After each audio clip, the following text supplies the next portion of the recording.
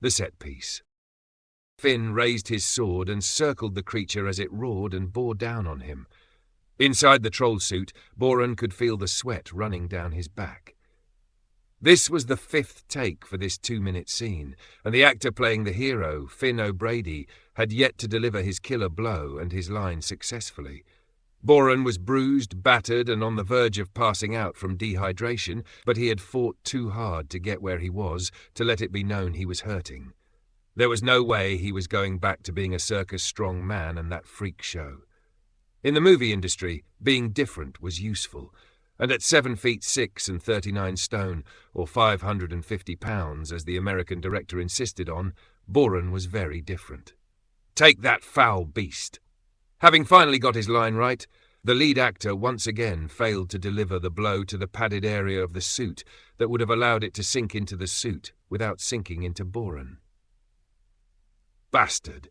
Boran roared and raised himself to his full height, bearing down on the actor. What kind of moron are you? We practiced this 100 times. He caught sight of the fear in the actor's eyes and pulled back. Let's take a break, announced the director reluctantly. They were already behind schedule, and the budget was getting out of hand, as it often did on these fantasy adventures. Boran turned away, leaving the set and slumping down on some stone steps. The director had followed him and stood with his hands on his hips. You can't talk to him like that. This picture is only going to be a hit because people want to go to the movies to see him. Boran undid a few buttons on his shirt to reveal the bruises and wounds he had had inflicted on him. The sword wasn't sharp, but it was heavy. If he misses again, I'll crush his head until it pops. The director swallowed both at the sight of the wounds and at the certainty that Boran was capable of carrying out his threat.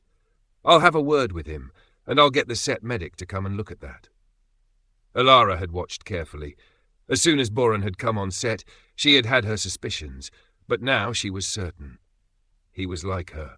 As a sound engineer, sound was her expertise, her obsession. She could identify the different people on set by their breathing. The subsonic hum at the bottom of Boran's growl had given him away. There was only one creature that could make such a sound. It was impossible to speak to him then. She had to reset and make sure that they were ready to go again. The actor finally got it right to everyone's surprise. Perhaps having Boran bearing down on him with real anger had focused his mind. Either way, it was a wrap. Boran kept to himself away from the set. The stars and the director were in a 5-star hotel a few miles away. Everyone else was in a 4-star. That suited Boran. The less he saw of them, the better after the day he had had. He just wanted to shower and go to bed. There was a knock at the door. He sighed. Why couldn't they leave him alone? Hello? Elara felt tiny next to him, even though he had to bend to below the top of the door frame to see her. He didn't recognize the woman. There were a lot of people in the cast and crew. Yes? There was that boom again in his lower register. She could hear it in the wariness of his question. I think you're like me, she said, looking into his eyes, wanting to see if he recognized what she was. He didn't. Look, it's been a long day, she cut him off. You're an ogre. Boran tried to think quickly. In this film, I'm a cave troll. Elara smiled, recognizing the fear of being found out. I'm a banshee. She waited for it to sink in before asking, Can I come in? He took a few steps back to give her room. Not that there was much to spare with his bulk already taking up most of the space. He'd rearranged things as best he could. The bed was on its side against the wall. A 6-foot bed was no good to him. He was more comfortable on the floor. Are you here to kill me? He knew the reputation of the banshees, though this was the first one he'd met. She shook her head. No, I don't do that. She crossed to the desk, pulled out the chair and sat. Have you eaten any humans lately? He kept what distance there was to be had, but felt he was in no immediate danger. I don't eat humans. Then, she continued, we are more alike than I thought. Tired of bending to avoid banging his head, he sat on the floor, his back against the wall. I doubt that. Look at you, and look at me. You think I can just walk down the street or have an ordinary life? Aren't we a poor little ogre? He lurched forward, then held himself back. Don't mock me, I've had enough of that from those bastards, poking and staring, calling me names. Elara leaned forward. I'm sorry. I saw a fey creature like me and thought it would be good not to have to pretend for a little while. She stood. I'll go. No, stay. I'm just not in the best mood after today. It had been so long since he had met another fey. How do you cope? She sat. I'm not sure I do. Like most of us, I keep to myself as best I can. As you said, I look human, unlike you. Humans see what they expect to see. He leaned back, allowing his shoulders to relax. They don't believe in us, so it never occurs to them to look any deeper. They talked for an hour until Boran couldn't keep his eyes open any longer and drifted into sleep. Elara took the duvet and lay it over him. She was glad he was here. It made her feel less alone. It was so difficult to find any connection with humans. Knowing she had to keep control at all times, knowing that if she cried out, it might mean a death. Yet never being able to explain to any human she was with.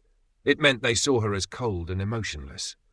Elara didn't see Boran on set the next day. He was not in the scenes they were filming.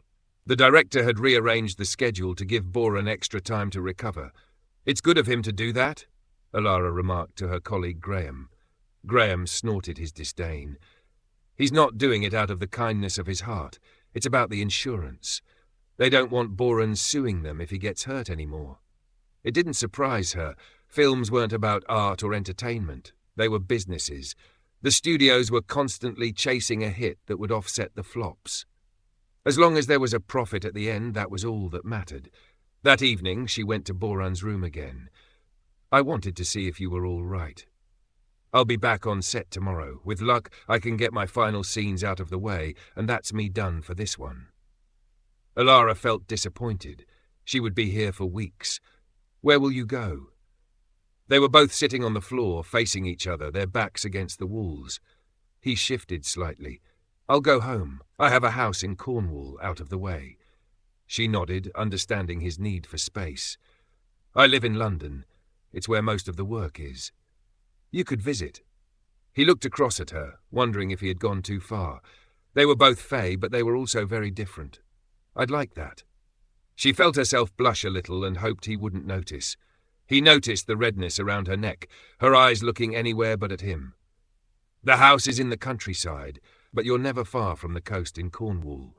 I modified it inside, raising the ceilings, making the rooms and doorways bigger, and having furniture specially made. It's the only place where my back doesn't constantly hurt from bending over. She had done something similar to her flat. I have fully soundproofed walls, floors, and ceilings. A sudden need came over her. It wasn't clear to her if it was a genuine affection for him or her desperation for contact with another living creature, but she crossed over to his side of the room, sitting next to him and holding his massive arm. You know we can never be together. He let out a long sigh. I know. If I were to roll over in my sleep, you would be crushed. And if I were to cry out in my sleep, you would die. He let his head fall back against the wall. I'd better get the guest room soundproofed then. The next day's filming went surprisingly easily. The lead actor wasn't in any of the scenes, and so they were done by 7 in the evening. Elara thought he might have gone by the time she got back to the hotel, but he was waiting for her on the steps. You're going.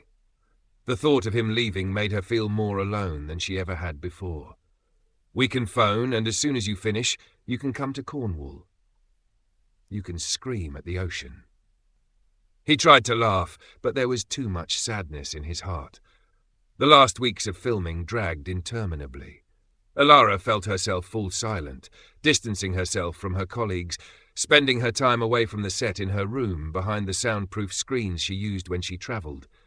They talked on the phone, but it was awkward, as if the distance made them different people, neither knowing what to say. When the day came and her bags were packed, Elara was frozen by doubt. Did he really care for her? Was it one of those things that couldn't survive in the real world, and how did she feel about him? She didn't know what she wanted or what to feel. Oh, she wished she could scream, let it all go, free it, free herself. Then there he was, standing at the bottom of the hotel steps, and all the questions she had had were answered. I came to pick you up, he said uncertainly, feeling he may have gone too far. She stood on the top step, their eyes at the same level. Yes, was all she could say. Look, he began, I don't know where this is going or how it will be, but He wanted to hold her, but needed to explain first. I want to see how we can be together, whatever that is. She smiled. Good. What? I said good. I think that's what I want too. It might not be normal, but we're not normal either.